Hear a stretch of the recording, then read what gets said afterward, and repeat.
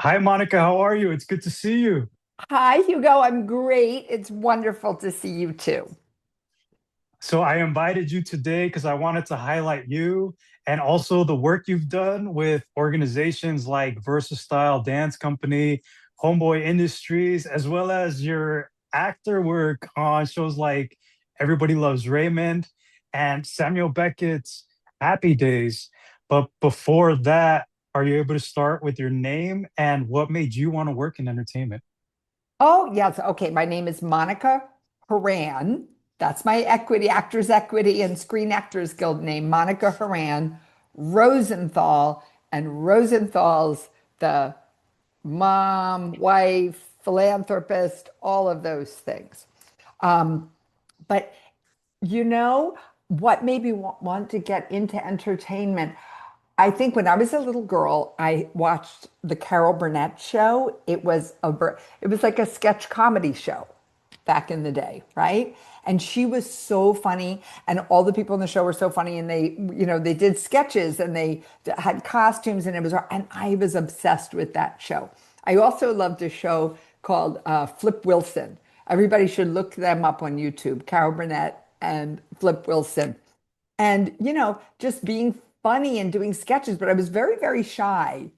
And it wasn't until somebody in school, my mom, really made sure I could have dance class and things like that, even though it was kind of a hardship, to make that happen. But she was determined because she didn't get to do stuff like that when she was little. So I think because I had that opportunity, and then in school, I went to Catholic school in Collingdale, Pennsylvania, outside of Philadelphia, and we did plays and stuff. If we wanted to do it, we could do it. And even though I was really shy, I always had a group of friends who also liked doing theater. And so I got to do that. And that, I think, it wasn't so much that I thought I was going to get into show business necessarily. I just loved doing it and I loved the people that I got to do it with. And so I just got very fortunate in my sophomore year of high school, and I'd been taking ballet up till then, but I knew I was never going to like be a ballerina. I wasn't athletic enough. But there was a publicly funded arts program called Upper Darby Summer Stage. And when I did the play in high school, this guy said, you should join Summer Stage. You should go. And so he told me about it, and a lot of my friends had done it, and that was the game changer because every summer I got to go and do theater, children's theater during the day, musical theater.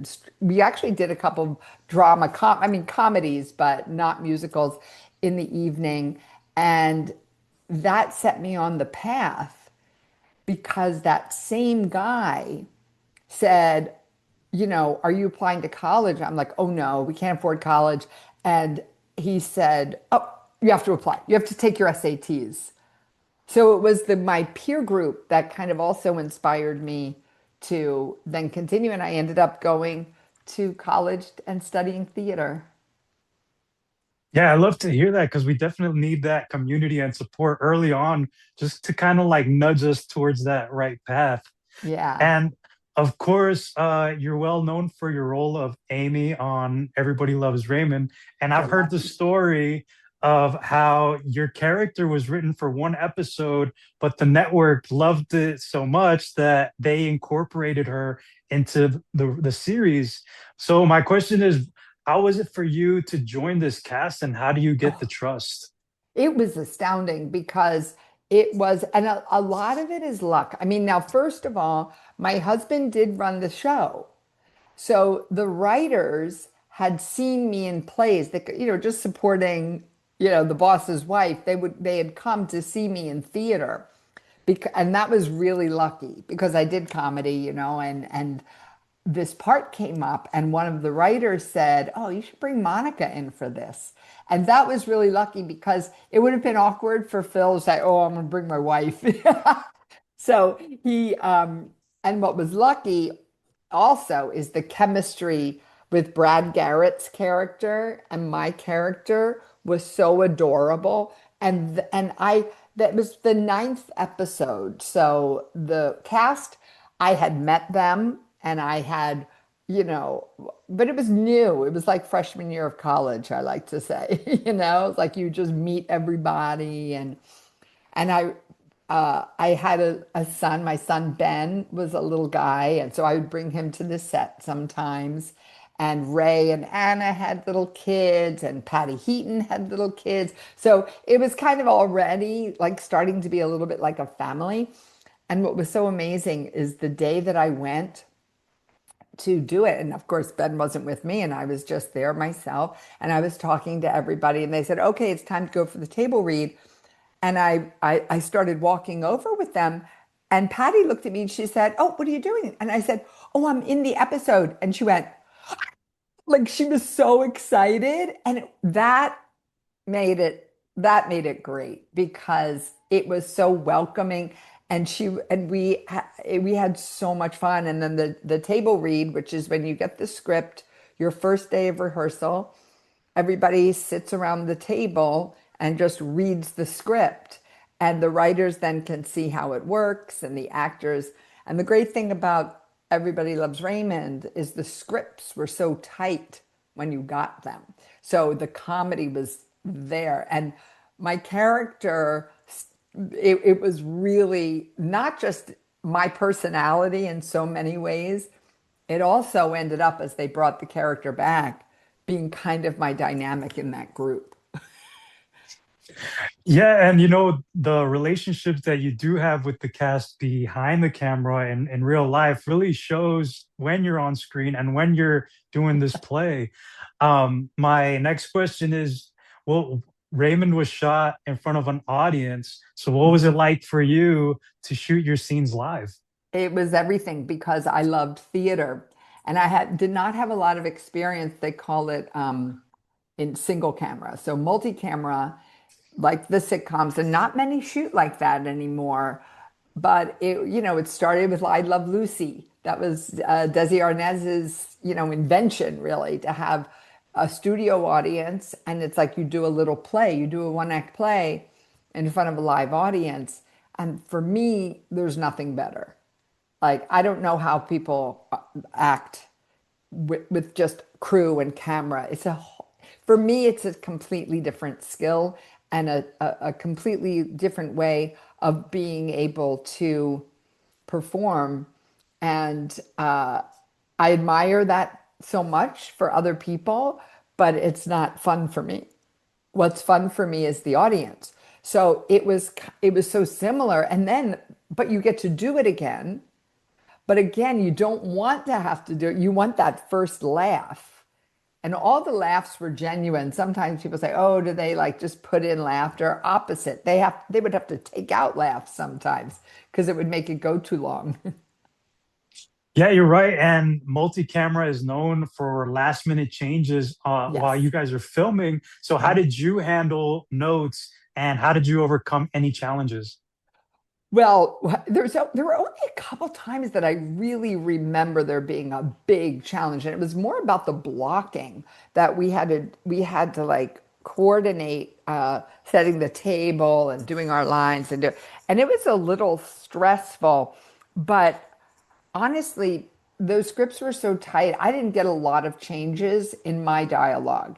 Ray, Brad, Patty, they were such pros. If they threw in a line, especially Brad and Ray, because they're stand-up comedians. So they would do another take with a different line quite often, if they take, and it was really fun to watch that. That didn't really happen so much with me and my character, and I don't think with Patty's either, or Doris and Peter. It was primarily them, but once in a while they would change it up. But to be with those veteran performers and all of them, even though Ray and Brad had not done a lot of theater, they were stand-up comedians, so they were adept to live performance. And all the other actors, Peter Boyle, Doris Roberts, Patty Heaton, myself, we all had theater backgrounds. So it was great. We loved it.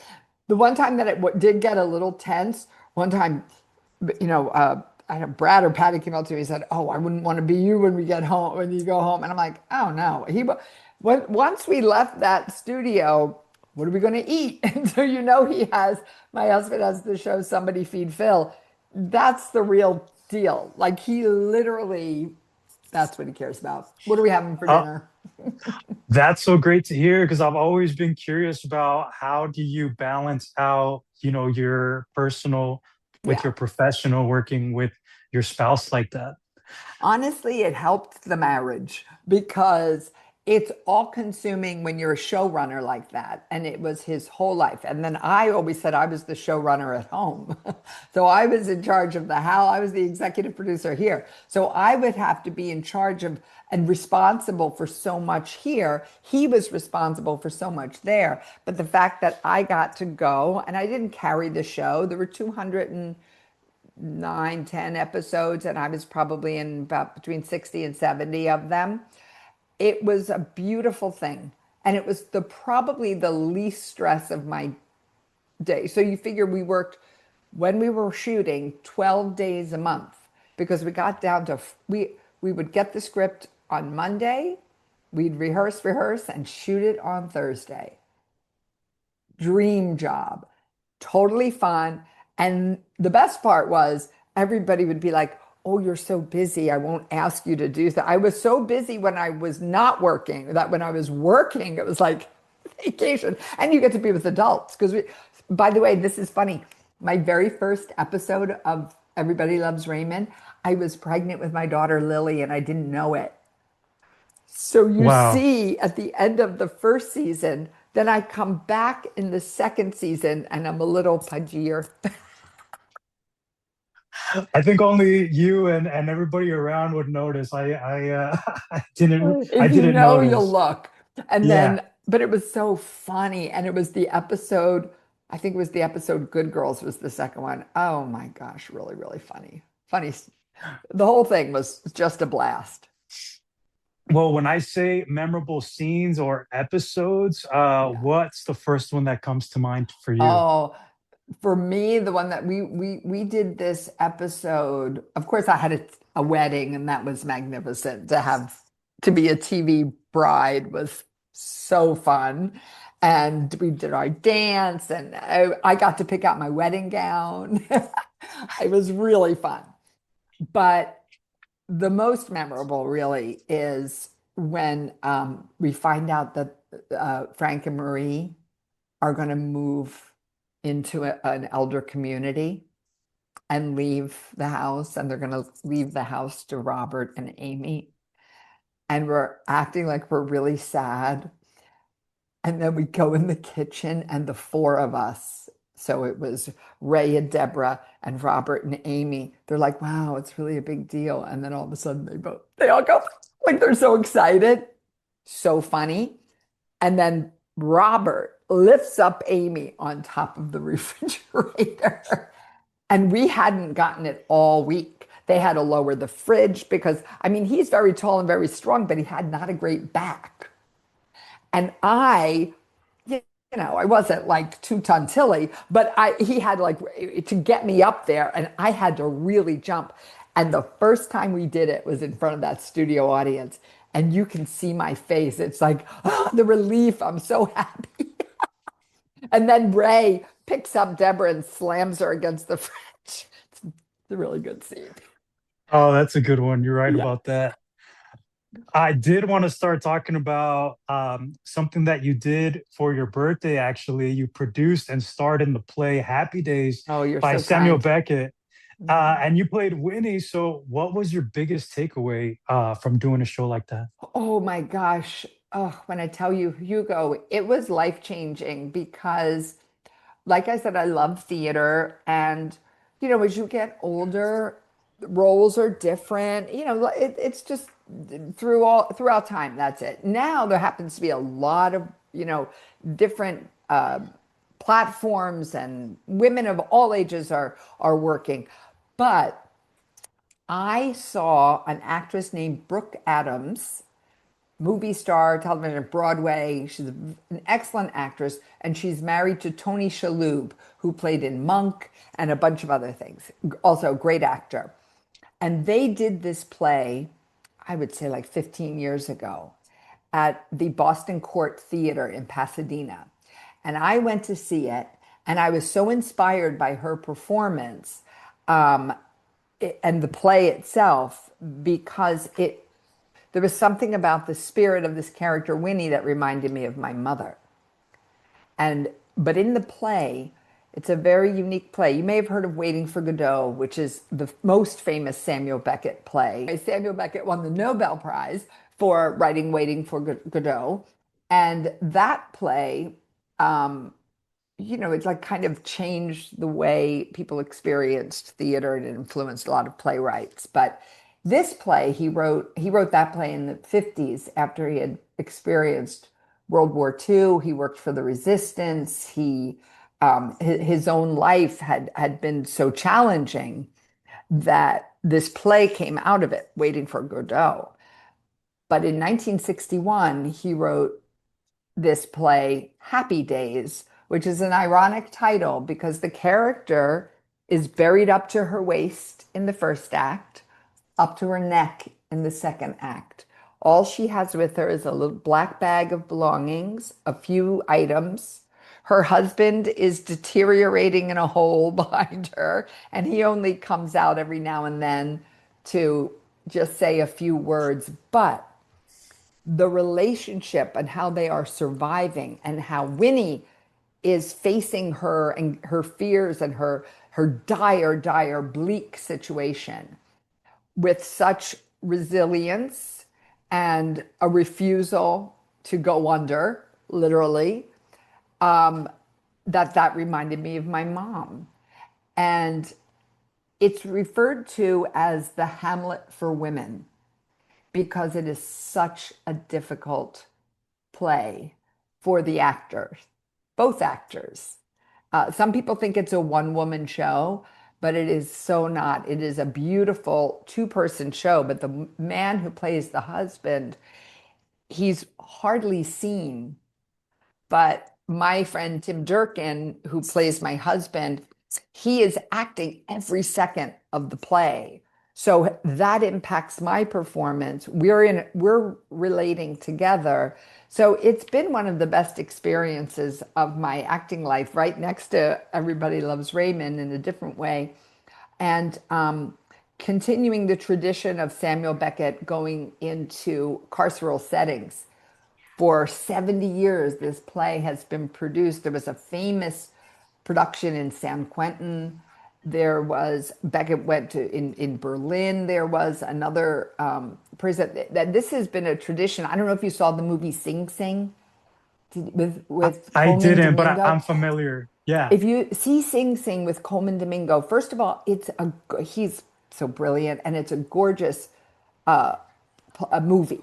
It's an incredible movie, and it's about arts in incarceration. And in their case, they're doing Shakespeare. But to bring Happy Days into a prison, we had an opportunity. Well, but you asked about the first production. So yes, it was a little bit of a birthday present to myself. And we rented out a theater in at the Independent Shakespeare Company in Atwater Village. Please plug the Independent Shakespeare Company. You know, they do free Shakespeare in the park every summer.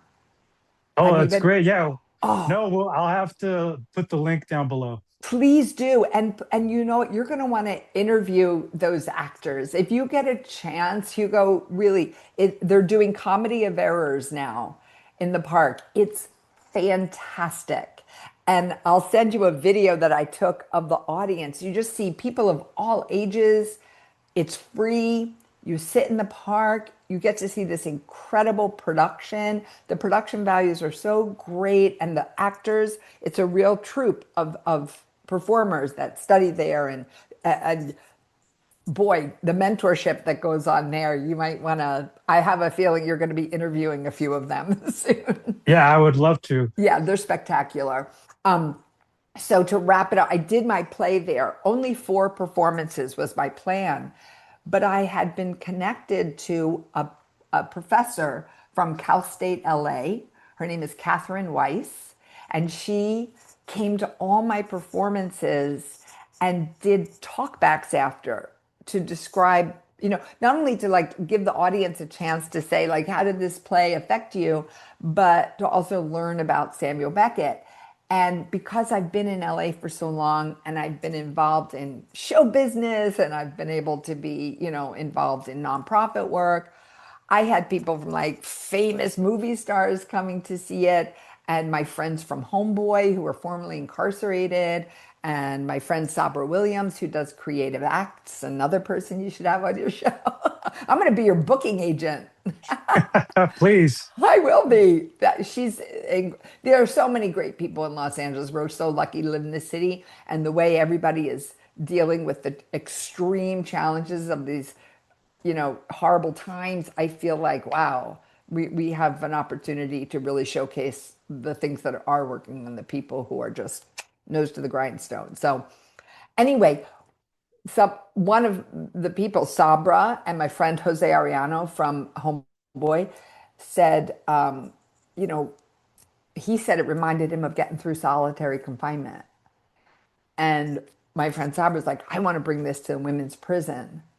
And so my friend Catherine Weiss, the professor from, she's the associate dean of arts and letters at Cal State LA. She said we should, you know, I'm going to do this so you don't hear my ringer. Um, she started working on us getting, because Cal State LA has the prison graduation initiative, and they're one of the few programs that offer a 4-year degree.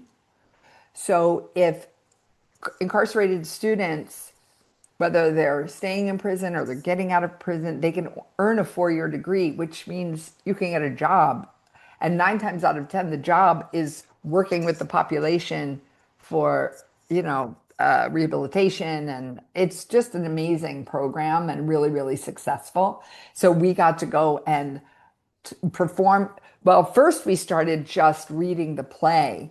And, you know, it's no joke. Obviously, our prison system is so fraught, and the world is so fraught, and uh, it it's a little bit of a snapshot experience. But we were so privileged to get to work with these individuals who had been able to survive all they had survived in life on the outside and on the inside, and come to terms with what they had done in the world and what had been done to them. So for them to be working with us and studying this play, I mean, the insights and the way it resonated with this population was, took Tim and I maybe a year to go, oh, now I get that.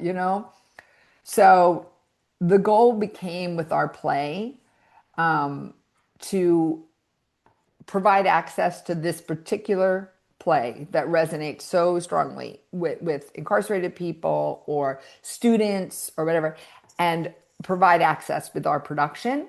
And then we get access to that audience, which is priceless. So Absolutely. we did get to perform in a women's prison this past February in Perryville, Arizona, a minimum security yard and a maximum security yard. And it was mind-blowing experience. And then on top of that, I'll say one more thing. I got to perform it for my mother. Not the whole play. We called it rehearsal because there are some parts that are kind of harrowing, but my mom has dementia. But she knows me, and she can become engaged in the play. And she kept asking me, when am I going to see the, she'll always say, you working on anything? And I'll say, and I tell her happy days. When can I see it? So going back to Summer Stage, a guy that I did theater with in Summer Stage runs the programming in the memory ward where my mom is staying. So I worked with him. The residents made my backdrop. I came and I did the play with them. And these were all people who were, like I said, in a memory unit of a nursing home, basically, a residence home. And it was incredible. They Yeah, what really a gift. responded. They responded. And there was a nonverbal woman who got up and she just walked right up to me. And I just kept going. I talked to her and then she went around, she looked, checked out my husband. And then she went back and one of the caregivers said, I didn't know what to do. I felt like I should do something, but you just kept going. And then all of a sudden it felt like it was part of the play. And it really did, because Winnie is in an experience where she'll even say at one point, oh, this person came to me. It was the last humankind to stray this way. And all I kept thinking was like, before that last one, someone like this woman came up and just wandered because, that's stuff like that happens in the world. Yeah, absolutely. How great to get that experience and also to present it to your mom and to I share that know. with her. And I have a Uh, little interview with her. So we're putting together an archive because our dream is to bring this, like I said, to not just to other carceral settings or places where it would resonate programs, but to colleges as well. And we are going to offer them because it's not just for theater majors anymore. And all universities look for interdisciplinary programming. And this, if you do Beckett, you're doing it's literature, it's English, it's theater, but it's also social justice. It's also, you know, um, psychology, philosophy. All it's his work is, holds space for all those things. And to be able to bring this play in addition to Waiting for Godot, which is an amazing achievement and an amazing play. But I have such a special place in my heart for Happy Days, and I want everyone to experience it. I love to hear how all this started to happen for you and it settled in place and it just Yes. kind of found a life of its own. Yes. And it's intuition, it's luck, it's people. They say what's the most important thing? The destination or the journey? And it's the companions. So it's always who you're working with. And it doesn't always gel, but if anything's happening and working, it's never one person or one thing. It's a whole confluence of brilliant things aligning like Raymond and this. I recently heard you speak at the Lo Maximo Gala for Homeboy Industries. So, Ah, how did that get started with your involvement with Homeboy and Father Greg Boyle? the first person to really introduce us was Norman Lear. Norman Lear was, again, a legend of television and film. All in the Family was his big movie, but the Jeffersons and Good Times and just throughout one day at a time, so much iconic television.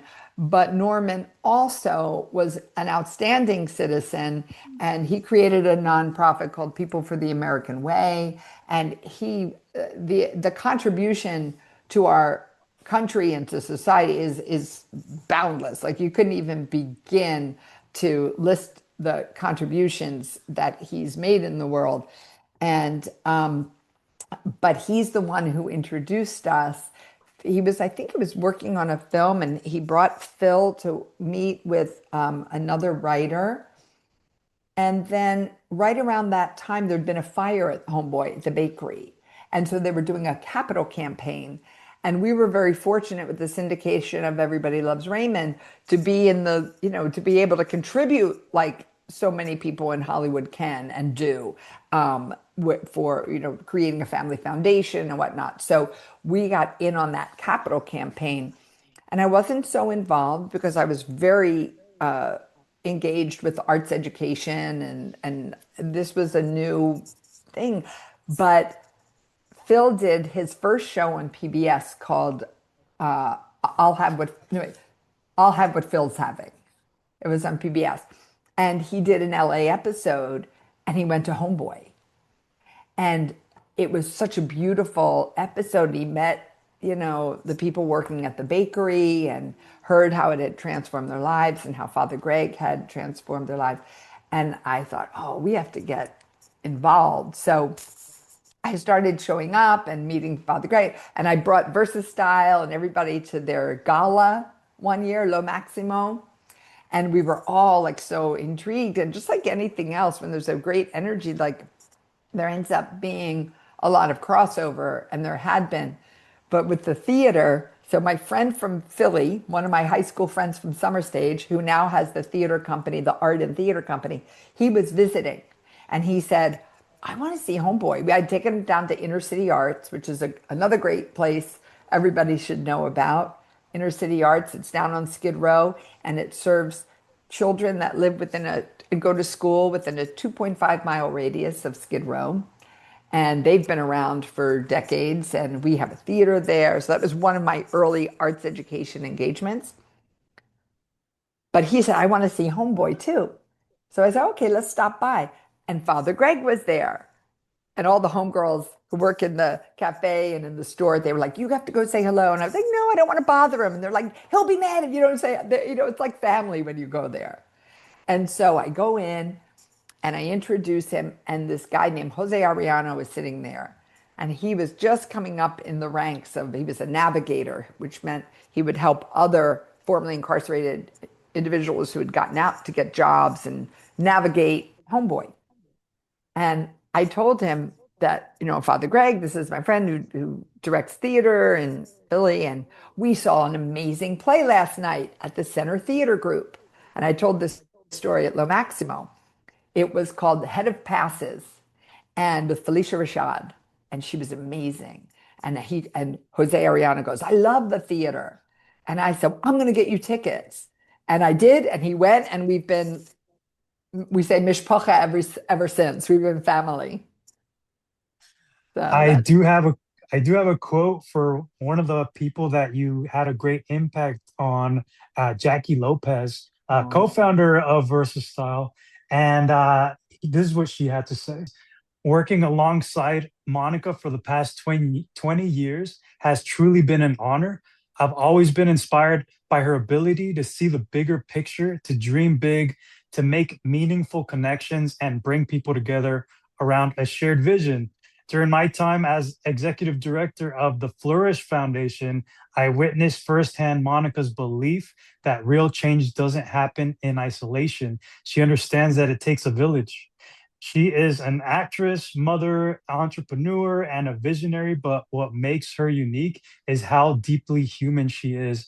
I feel incredibly grateful to have shared this journey with her for so many years, and I continually inspired by the way she leads with vision, heart, and a deep belief in the power of people coming together. wow. That, okay. Every word, every word is her, right? Makes me emotional because, Yeah, you know, I know you're all these mentorship, and she was a mentor. What I realized when I watched your interview with her, that I mean, it's one thing watching, and I'm so proud of Jackie, and now like hearing it and taking it in and going, oh my God! Like first of all, every word applies to her. The exact same thing.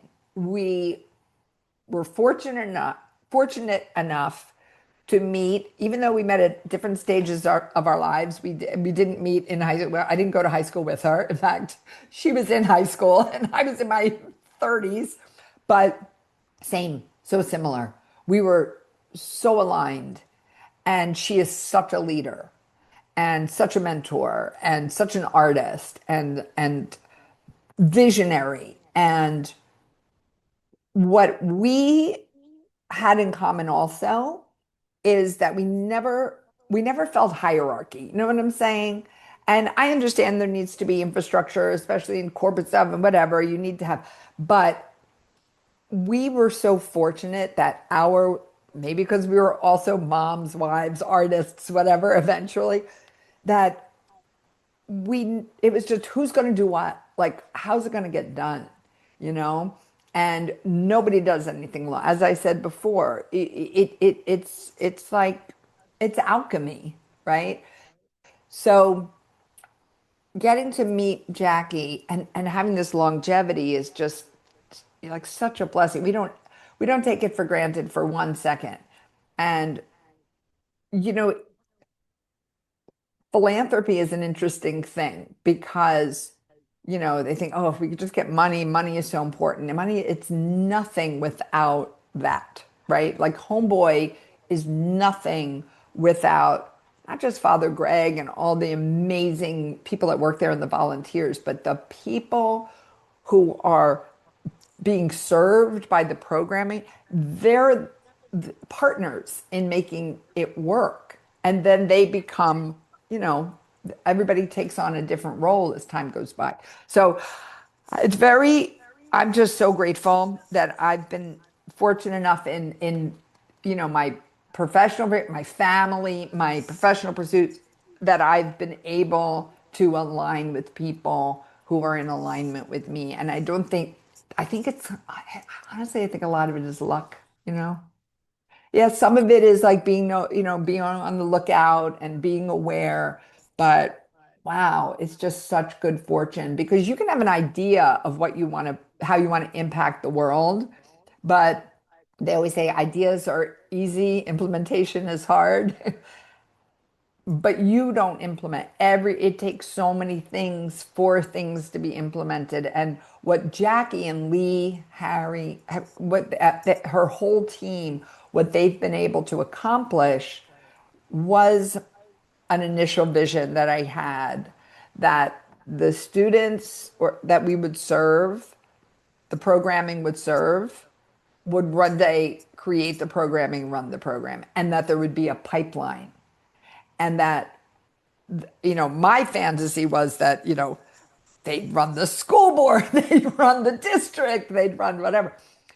But that's still possible. They have created this pipeline. And so the programming, the reason it started out like theater and music and everything. And my friend from high school, who was the initial teacher of the program that first like was the gateway drug for me getting involved in, is now the head of the VAPA program at UCLA. But that's also not a slam dunk. We had a summer program at UCLA, and we were really proud because, you know, let's face it, for many, many years, it was not accessible for a kid at another zip code. There were children we were encountering in the public high schools that had never been far west enough to even see the UCLA campus, let alone the beach or anything else, right? And so that reality of just at least making an awareness, and for many years we did. Jackie and Lee, and well, it started out with Flourish having a summer intensive that was more theater based, but as time went on and the support from UCLA, like they loved the program, but it never became part of the curriculum in any robust way. There'd be some classes or whatever. But what Jackie and Lee and Harry, all of them have been Ernesto. I mean, Brandon, there are people who have been with that company since they were in middle school and now they're running it. They have created a community of leaders, not dissimilar to Homeboy, where the programming and the service provider, all of it are coming from the community, which I think is so important because you can only know if you live there, right? Right. How can you address it from far away if you're not every day dealing with the realities? And I just feel, they have pivoted and COVID and everything. They just know how to serve their specific community. So I don't look like I'm on the board of a hip hop company, but I'm Well, emeritus. Monica, when you look at the bridge that you've built between decades of bringing joy as just being yourself and an artist and being With a lot of hands-on with, help. yeah, with and a lot of work with nonprofits, what would you say is the core energy or message that you want to keep putting out into the world? Don't let the darkness overtake you. you know, Everyone's struggling. And do, and not otherizing. The otherizing, and I don't just mean in the obvious ways. I also mean in the ways of like if it's not in alignment, if you're working with somebody and then it doesn't have the legs like that Jackie and I have been, privileged enough to have, and that it keeps being good. Everything we all have expiration dates, right? And the most important thing is to not turn when something isn't in alignment. Let's not go us them. And I see that happening so often that I'm trying to figure out ways to cope with it myself, because we're only human. We get so mad when people do things that make us so mad. You know what I mean? There's a lot of where it's there's always dark times and bright times, right? I feel like I was born in 1963. I grew up to see Barack Obama become president. You know, in my narrative, in my lane, I felt like it was the golden era, right? My lens, where somebody else was living, they weren't experiencing that, even in this country. So I have to remember that and just stay humble and stay positive and proactive and don't go to the dark side. Don't tear down, build up and take care of yourself because it can get you down. And when you catch yourself getting dark and getting mean and saying or doing the things that you don't like what the other guys say and do, take a minute. Go step back. Do something fun. Watch Everybody Loves Raymond. Watch somebody feed Phil. Get the reminder that love wins. That's it. Well, thank you, Monica. I really wanted to take this time to give you your flowers for all the people that you've impacted and really, like you said, shown a light Mhm. that good things do happen if you work towards it, and also surrounding yourself with good people and good community. So I Yes. really appreciate your time. I appreciate yours and what you do. And I'm going to have a list of people that I want to talk to you. I'll bring it on. I'm ready for it. Thank you. Okay. A lot of great people out there, and we're all very fortunate to have them. And you're one of them. So thank you.